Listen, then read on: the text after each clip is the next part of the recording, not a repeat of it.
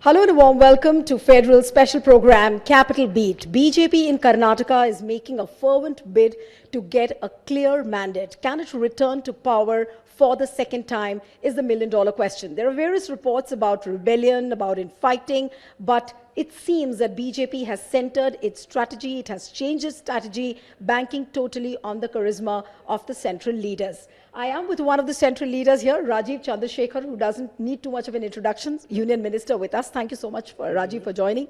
But my first question to you, Rajeev, is that there are various reports of infighting and all that, but how is really BJP countering this? Look, let me be very clear. Our main campaign strategy from day one has been very clear. We are campaigning on our report of the last 3.5 years of work. The double engine sarkar has really done a lot of work during the most difficult times in the history of Karnataka in the last 3.5 years, during COVID, during floods.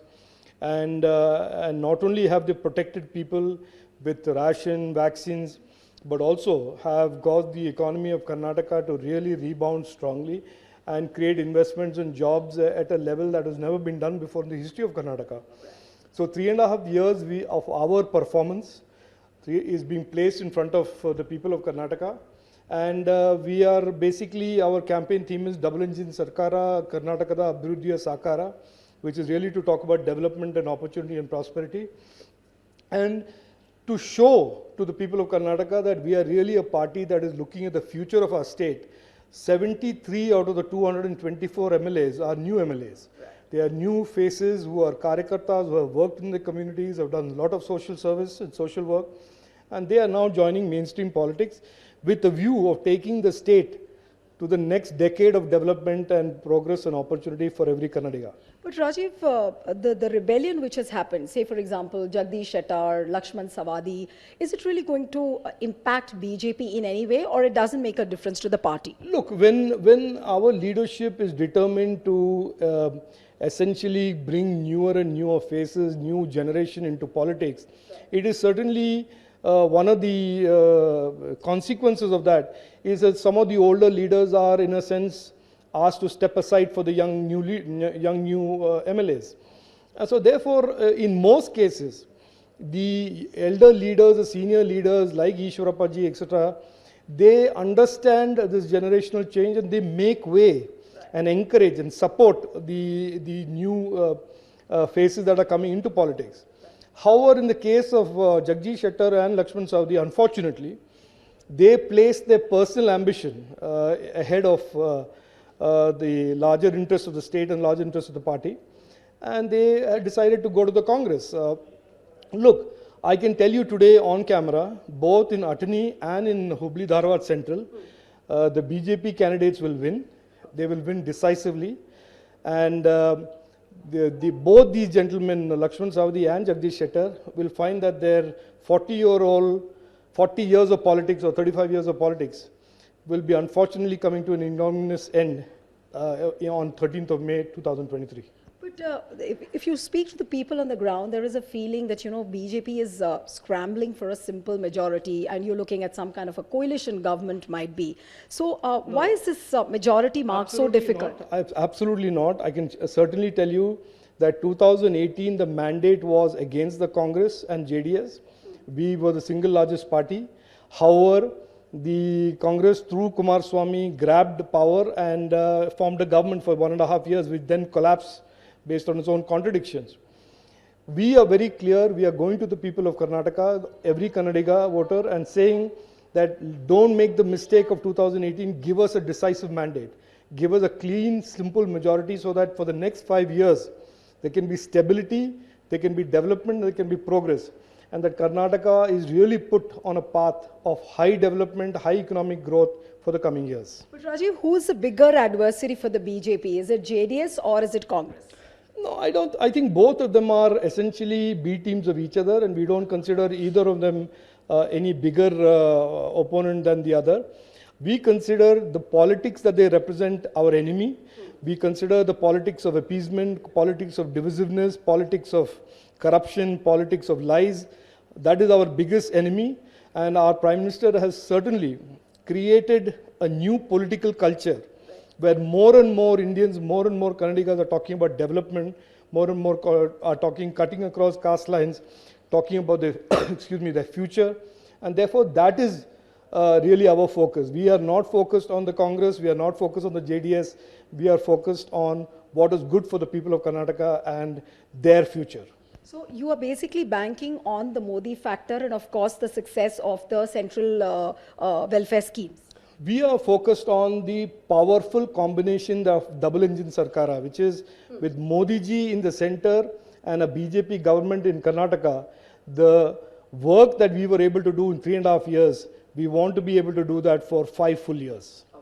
But what about the Yediyurappa factor? There is an impression, and that's what Congress keeps saying, and there are reports that perhaps Yediyurappa doesn't seem to be very happy with the party. Like the day when Jagadish Shettar was leaving, he said that Karnataka won't forgive So, what do you make of statements like this? Look, Yediyurappa ji is one of the tallest leaders in Karnataka politics, full stop. The history will treat him with great deal of respect. He has not only built the BJP, but he has built a very different type of politics in Karnataka over the duration of the last many years.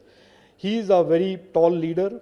He's a tall leader in Karnataka, he's a tall leader of the BJP, and he is actively campaigning and actively involved in ensuring that Karnataka's progress, Karnataka's development, Karnataka's abruddhi continues unabated, unstopped, and he certainly is very determined, as is every Karyakarta, to ensure that the corrupt and family politics of the Congress and JDS never revisits Karnataka or Kannadigas again. But what about these reports which say that, perhaps he's sidelined? So what would you say to these reports? That is about as far from the truth as possible. Yediyurappa ji is, in my opinion, campaigning and is doing almost 3 sabhas every day.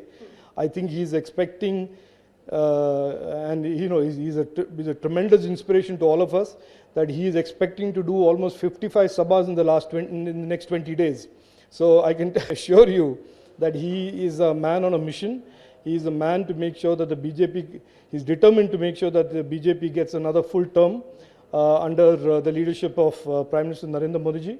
And he is certainly working very hard along with hundreds and thousands of Karyakartas all around the state. We saw 2 new issues this time. One was, of course, the reservation, given to the Lingayats and the Vokaligas, 4% reservation to the Muslims, weaned away from them and putting them in the EWS category. And the second issue was the amooling of Nandini. That is also a big issue which Congress is, crying about. What kind of an impact do these issues really have on the voters? No, look, the Amul Nandini is a classic Congress distractive strategy, because they do these things and then they quickly abandon it and move on. So if you see that they did that for 2 days, then they went on to another thing, then they went on to another thing. Yes. So none of what they do is very deeply belief-led. So they think there is an opportunity, they'll create some misinformation, create some confusion, hope that that confusion misleads voters. But the voters in Karnataka are not going to be misled by the lies of Rahul Gandhi or the lies of Congress. That game has long since been put a stop to by the people themselves. So I don't think that is something that we should worry about. In terms of what is the other question? I was talking about the amooling of the thing and the reservation given. On reservation, let me be very clear. Amit Shah ji also recently said this. We are very clear, we are a party that wants to deliver real social justice. Antyodaya is a deeply rooted ideological thought process for us. We want benefits, we want the opportunities to go to the last man standing, the last family standing, the most distant family standing. But for the Congress, reservation and is a reverse of appeasement. They use reservation for vote bank politics and they use it for appeasement. And the clear example of that is this Muslim reservation. Reservations cannot be done on the basis of religion.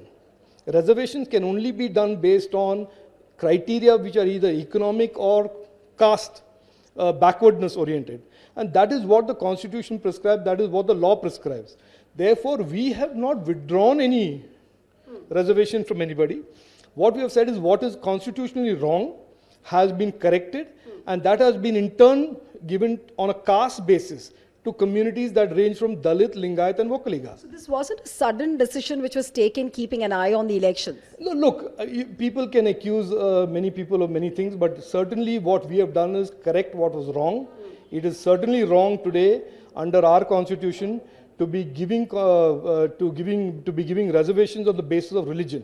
That is certainly wrong, and we have always maintained that that is wrong, and we have always maintained that reservations must be given, social justice must be dispensed, but should be done in the manner that is consistent with the constitution and the law. One last question, Rajeev, that what about anti-incumbency? There's people say, and there is a sense on the ground that there's heavy anti-incumbency against the government. Maybe Bomai must have thought of doing lots, but he wasn't able to deliver towards the last. First of all, I want to be very clear that we had a term of 3.5 years.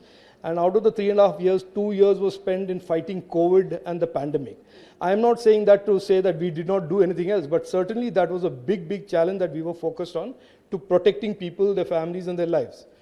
Now, in terms of incumbency, anti-incumbency, I actually believe after Prime Minister Narendra Modi ji has come into government and politics in the center, that increasingly people are voting for pro-incumbency whenever there is an opportunity of finding a good government. You saw that in UP, you saw that in Gujarat, you are seeing that in many, many places. So what we are seeing in Karnataka is a pro-incumbency campaign. We are putting out there, despite every attempt of the Congress to mislead people, what is it that we have done and what is it that we want to do in the future. So what is your target? This is my last question to you. Congress keeps saying that it's a 150 plus mission. What is BJP's mission in terms of numbers? Our mission is that we will certainly cross 135 to 150 seats. And our other secondary mission is that we would like certainly the Congress to be to disappear from South India, as they have from 4 states already. There are 2 states remaining, Kerala and Karnataka, and I hope in the next 4 to 5 years they will vanish from here as well, as they have vanished from the Hindi belt in the north. Wish you all the best, Rajeev. It was wonderful having you in the program.